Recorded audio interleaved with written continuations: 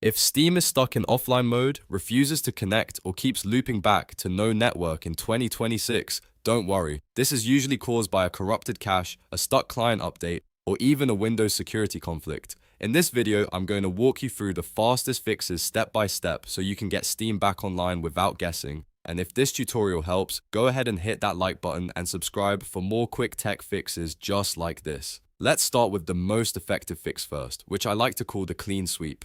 This resets Steam's connection settings without deleting your games. First, close Steam completely. Make sure it is not still running in your system tray because if Steam is still active in the background, the reset may not work properly. Next, press Windows key plus R to open the Run dialog box. In the field, type steam://flush config and press Enter.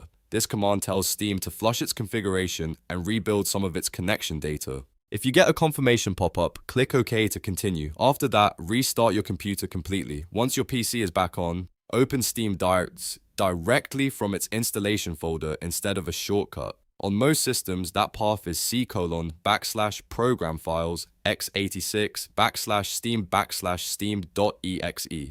Launching it directly can help Steam reconnect cleanly. If Steam is still stuck offline after that, the next thing to try is clearing the download cache. Sometimes Steam gets trapped because the client itself has a stuck update or a bad cached session.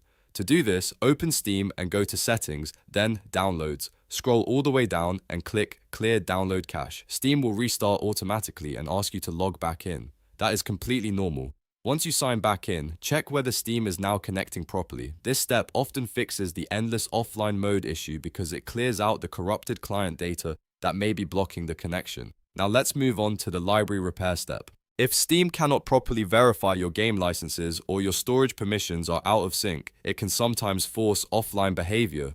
In Steam, go to Settings, then Storage. Find the drive where your Steam library is installed, usually C:, and click the three dots next to it.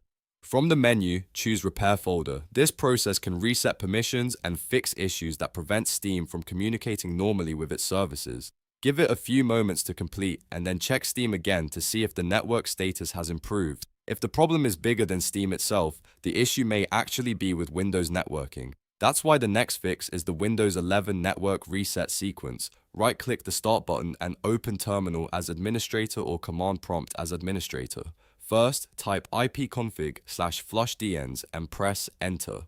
This clears the DNS cache so Windows stops using old or broken network lookups. After that, type Winsock reset and press Enter. This resets the Windows network socket settings, which can fix deeper connection problems. Once both commands are complete, restart your PC again. After rebooting, open Steam and test the connection. If Steam still looks offline, don't forget to check the Go Online menu. It sounds simple, but sometimes the client just gets stuck in the wrong state. In the top left corner of Steam, click the Steam menu. If you see Go Online, click it.